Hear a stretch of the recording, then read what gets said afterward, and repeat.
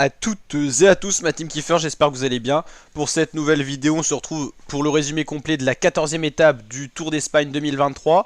Une étape dynamique dès le début, avec une échappée qui a eu du mal à se dessiner pour ce profil d'étape entre la ville de Sauveterre de Béarn et Lara Belaga. 4 cols au programme, dont une arrivée en altitude, après un petit replat, il faut l'avouer.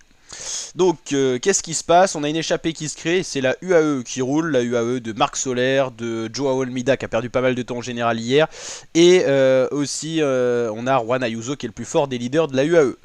Là c'est l'échappée, dans cette échappée on a Remco Evenepoel, il a perdu plus de 25 minutes hier au général, il veut réagir avec une possible victoire d'étape aujourd'hui. Dans cette échappée on a des costauds, Romain Bardet, Damiano Caruso, Jonathan Castrovero, Michael Storer, il y a pas mal de coureurs, il y avait 24 coureurs qui ont réussi à prendre cette belle échappée, qui peut aller au bout, 3 minutes d'avance à 92 km de l'arrivée.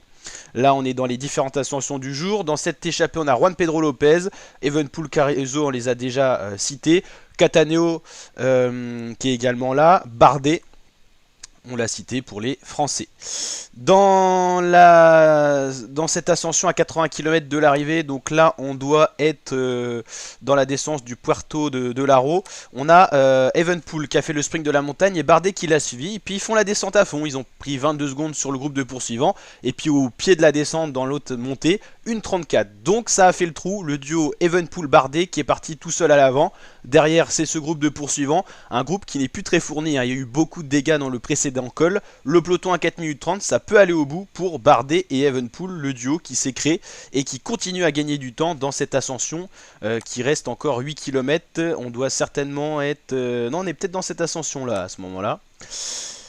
Donc voilà, en tout cas, ça a fait le tri. Dans le peloton du maillot rouge, il n'y a plus grand monde pour rouler. Les Jumbo n'ont pas envie de rouler. Ils n'ont plus que leurs 3 leaders, Roglic, Kuss et Vingegaard qui a le maillot de meilleur grimpeur. Il n'y a plus trop d'équipiers, donc on va attendre un petit peu, on va se relever. Puis il y a d'autres coureurs qui vont prendre les choses en main. C'est le cas de la Jumbo avec un équipier qui est revenu et de la UAE avec quelques équipiers qui sont revenus. Toujours le duo Evenepoel-Bardet au pied de la dernière ascension du jour. Donc cette fois on est dans le pied du Puerto de la Belagua, la dernière ascension de la journée.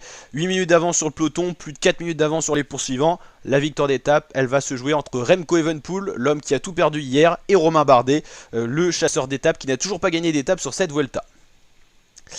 Et malheureusement, à 3 km du sommet, 3,9 km de l'arrivée, en tout cas, Romain Bardet est distancé par Remco Evenepoel qui n'a même pas mis une vraie attaque, mais qui a juste pris son tempo. Bardet défaillant. Remco Evenepoel est en train de s'envoler vers une victoire d'étape.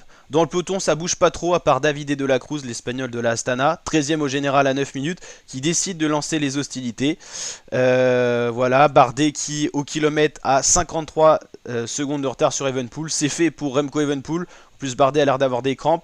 Remco Evenepoel, après cette terrible défaillance hier, lui qui venait pour essayer de garder ce titre de la Vuelta qu'il a gagné l'an passé, hein, il a gagné la Vuelta l'an passé, Remco, en larmes, il va arriver et gagner cette belle victoire d'étape qui va le récompenser de tous ces, voilà, de tout ce travail fait pour venir gagner la Vuelta. Malheureusement, ça ne sera pas le général, mais une victoire d'étape, Remco en larmes. Suite aussi au sujet d'actualité parce qu'il a été pas mal touché par tout ce qui s'est passé au Maroc avec les tremblements de terre, donc grosse pensée à tout ce qui s'est, enfin à tous ceux qui ont subi ça, grosse force. Et en tout cas, donc là on revient pour le sport avec le groupe des favoris, ici Marc Soler en queue de groupe, en queue de peloton, Almeida qui s'accroche dans les favoris aujourd'hui, Roglic toujours à l'arrière mais ça tient, le tempo est fait par Damiano Caruso, non Wout Poels plutôt. Là je saurais pas trop dire pourquoi. Là c'est les rescapés de l'échappée qui arrivent, Castrovero notamment. Là c'est Michael Storer qui regarde pas mal derrière parce qu'il veut prendre quelques points pour le maillot du grimpeur, mais qui va être sur les épaules de Evenepoel normalement. De la Cruz qui va être le seul à récupérer un peu de temps dans les favoris, mais quasiment rien, le peloton des favoris est déjà là. On va aller voir les classements. Donc Remco Evenepoel remporte cette étape. Lui qui a perdu 25 minutes hier au général, on l'a dit, qui a gagné la Vuelta en 2022, mais qui ne pourra pas rêver de succéder une fois de plus à son titre. Bardet finit à 1 minute 12, ça reste une belle étape pour Bardet, mais qui n'arrive toujours pas à concrétiser une victoire d'étape, alors que Bardet lui aussi a perdu le général. Lennart van Elsveld, rescapé de l'échappée avec Castrovero, Storer, et puis après Davide de la Cruz qui récupère seulement une seconde sur le groupe des favoris, Vlasov, Kuss le maillot rouge, Poels, Ayuso, Landa, Vingegaard, Mas, Uchtebroek, Roglic, Almeida, Soler et un peu plus loin Antonio Tiberi, Christian Rodriguez, Steph Kras, Buitrago, Elisson, voilà.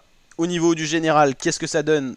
À l'issue de cette étape 14, toujours le même maillot rouge, l'américain Sepp Kuss, la relève des américains pour le leadership au général peut-être, Roglic 2ème, Vingegaard 3ème, top 3 Jumbo-Visma au général, c'est costaud, Juan Ayuso 4ème, premier non Jumbo-Visma, Henrik Mas, Marc Soler, Miguel Landa, Vlasov le russe, Uchtebroek, Almeida.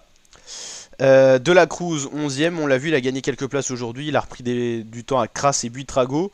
Voilà, Evenepoel 15ème à 19 minutes, c'est loin, mais voilà, c'est grâce à son échappée aujourd'hui qui a pris plus de 8 minutes d'avance.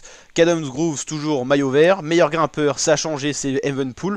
Suite à son épopée de la journée, il est passé devant Michael Storer qui a essayé de gratter des points aujourd'hui, mais sachant qu'il y avait du monde devant lui, c'était compliqué de prendre des points.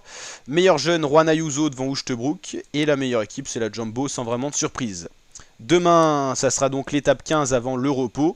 Étape 15, normalement, ça sera pas de la vraie montagne, mais plus du vallon pour les punchers peut-être, voire des sprinters qui passent bien les bosses. Et ça sera la fin déjà de cette deuxième semaine de course, il restera plus que la troisième semaine. On a eu des défaillances, on a eu celle de Remco Evenepoel, celle d'Almeida, celle de Lenny Martinez qui n'est même plus dans le général, donc voilà.